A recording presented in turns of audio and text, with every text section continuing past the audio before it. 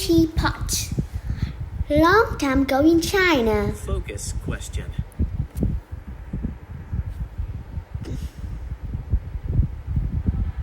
Long time ago in China, there was a boy named Chan. He lived with his mother in a golden house in a countryside village. Their house was very small, but their garden was always full of beautiful flowers and other plants. Chan's mother had planted the garden before Chan was born. She told him everything she knew about gardening. The Emperor of China was a very old man who had no children for his own.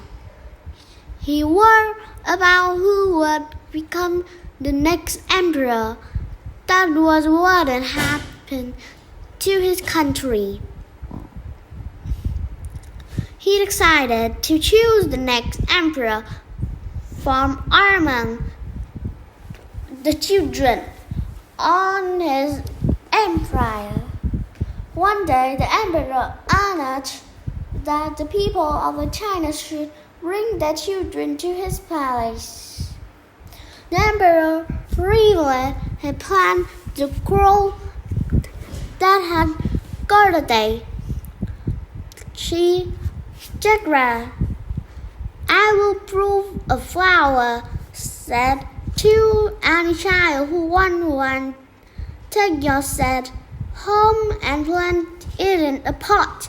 In a year's time, come back to the palace with your pot, and I will select the next emperor. Chan lived and the older children together said.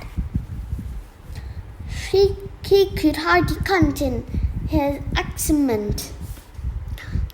Chan tied his said with raker.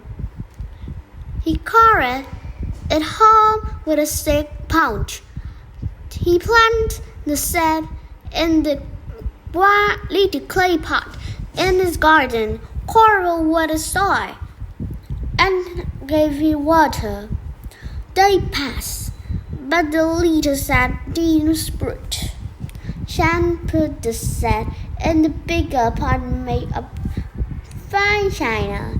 He moved the pot on the sunniest corner of the garden. Week passed, but the little seed didn't sprout. Chan car had passed by middle to a well that was far famous of having sweet, fresh water. Months passed, but the little seed didn't sprout. The kid pet cricket next to the pot, so the seed could hear a sweet nighttime chirp. Season passed, but the little seed still didn't sprout. A year went by. It was time to bring the pot back to the emperor's palace. Chan felt downcast and glum. His seed hadn't sprouted at all. His wise mother found him weeping in the garden. "You did your best," she said to Chan with all comment. "I am very proud of you. Bring your pot to the emperor and tell him what happened." Children are the emperor's palace in their pot full of flower. Each pot seemed to hold flower more beautiful than the last. Chan looked down at an empty pot and wanted to run back home. He calmed himself down, remembering his mother's word. He decided to stay where he was. The emperor walked slowly through the crowd of children and flowers, studying each child a part that he wanted. Something was wrong. The emperor didn't look pleased. In fact, in some the prettier the flower, the engineer he became. At last he came to Chan and his empty pot. "What this?" the emperor demanded.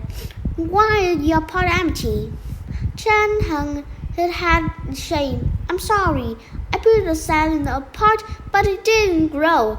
I put it in a bigger, fancier pot, but it still didn't grow. I made sure it had plenty of sunlight. I gave it freshest water. I even let my cricket keep in company at night. Still it would not grow. I tried my best." Suddenly, to his surprise, Chan heard the emperor shout, "I found him!" He discovered the child worthy of becoming the next emperor. "I don't know how the rest of you grew your flowers," they said. "I gave everyone the bullet. They could never have sprouted, but the honest, brave child told me the simple truth. He is a bad effort to try to grow the seed. These are a quarter little. I want to see the next emperor." Chan and his mother want to live in the palace. Every day the emperor and Chan walked in the palace garden together.